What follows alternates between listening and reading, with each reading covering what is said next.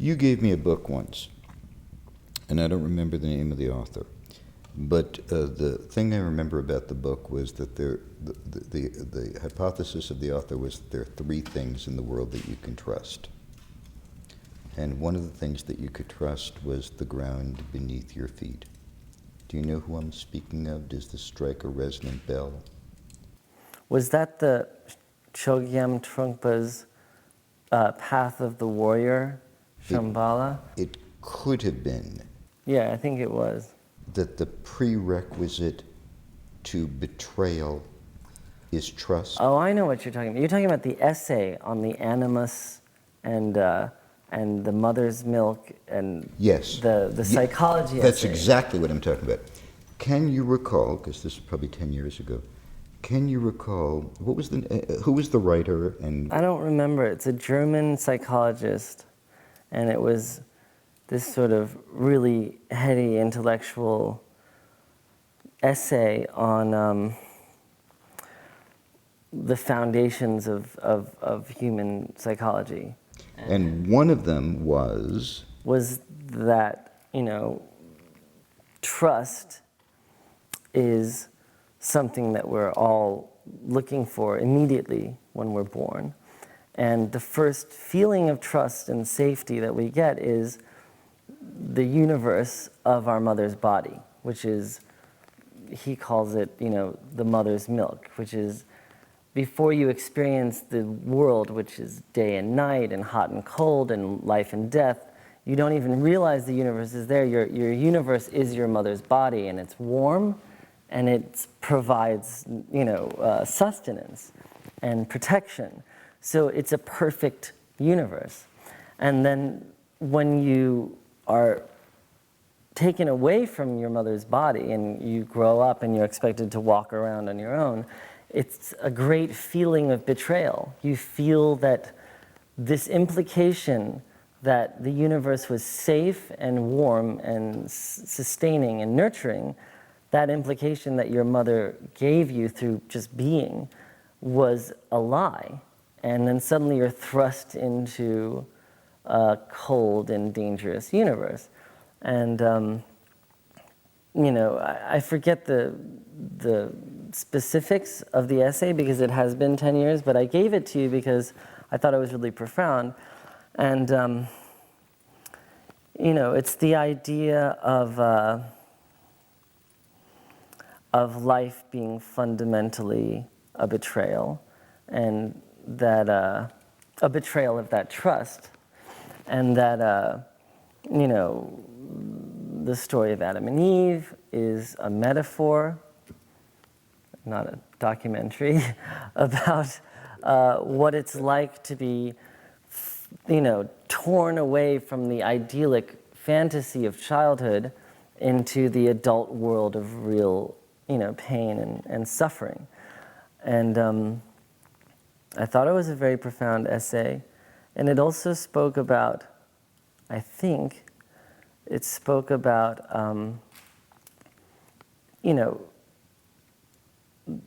trusting that the ground will be there every time you take a step. I mean, we take that for granted. But I think he was using that as a metaphor for how there are things in all of our lives that we, at one point, take for granted as being certain, and then there are moments in all of our lives when that certainty is torn away. Without being specific, how much territory of the ground beneath your feet that you trusted has been torn away?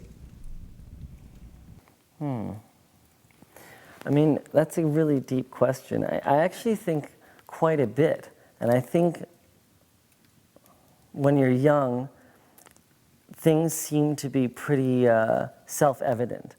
And I think that's true of a lot of people I know. I mean, I know it was true for me, and it was true of a lot of people I know, that when you're 13 to 20, you really feel like you figured everything out. And it feels very much like the existential crisis that you're witnessing in the adults around you are really self-indulgent and meaningless, and as a teenager it seems like the world is so obvious and you live and you die and things are what they seem.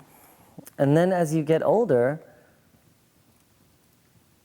things like your best friend crashing into a wall on a motorcycle, or your girlfriend cheating on you, or you cheating on your girlfriend, or whatever it is, you go through traumatic events that make you feel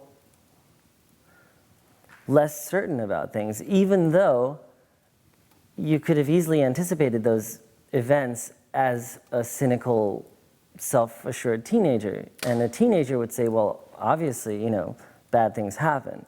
But the difference is, once they happen, actually experiencing them changes you. It's like the difference between telling a teenager, buckle your seatbelt, and the teenager says, sure, I know why I'm buckling my seatbelt. I don't know what the big deal is, But then the car crash happens and something's changed in you. The way in which you buckle your seatbelt from that day on, after your first car crash, is not the same way in which you buckled it before, even though you're still buckling your seatbelt. So I think the process of getting older is a process of relinquishing a degree of self-assuredness, but the thing that you gain is a sort of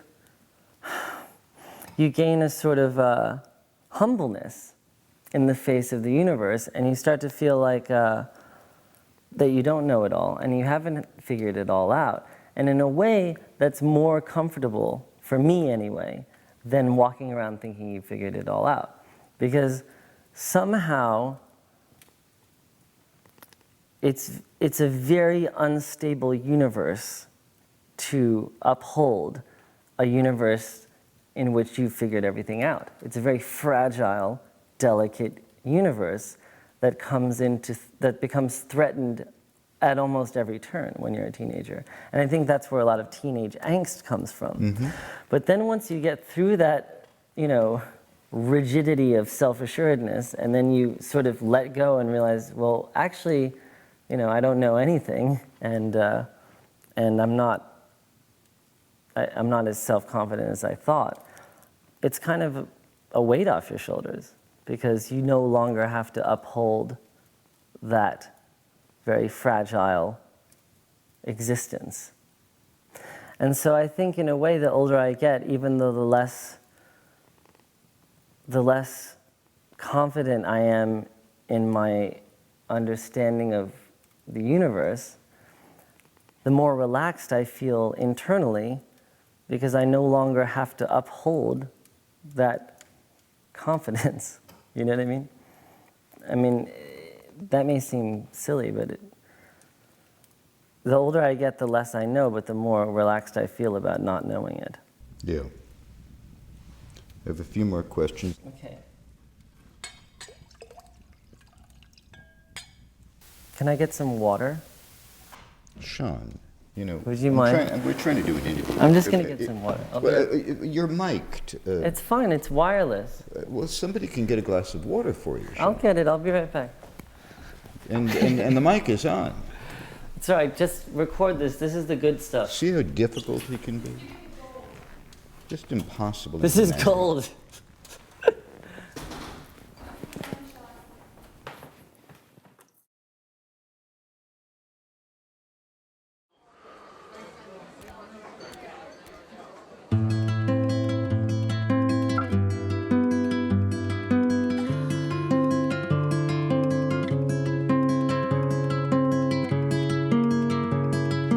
Past is a Pandora's box, and truth is just a paradox. Like promising to never lie, like sleeping dogs and lovers lie. You say our love is immortal, like the blood of a sea turtle. But wasn't dear Dorian Gray alone as an asteroid?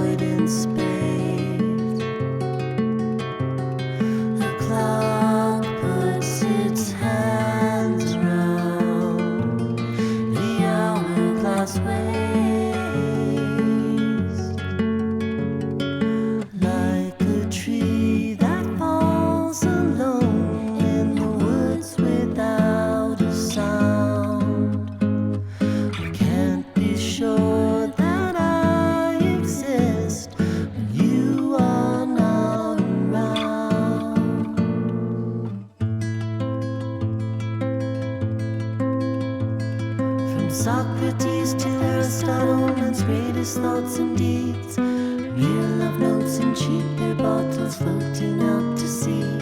We placed our bets about his fate, standing over Schrodinger's grave. Pavlov's dog chased the cat, his heart bled like a red rose.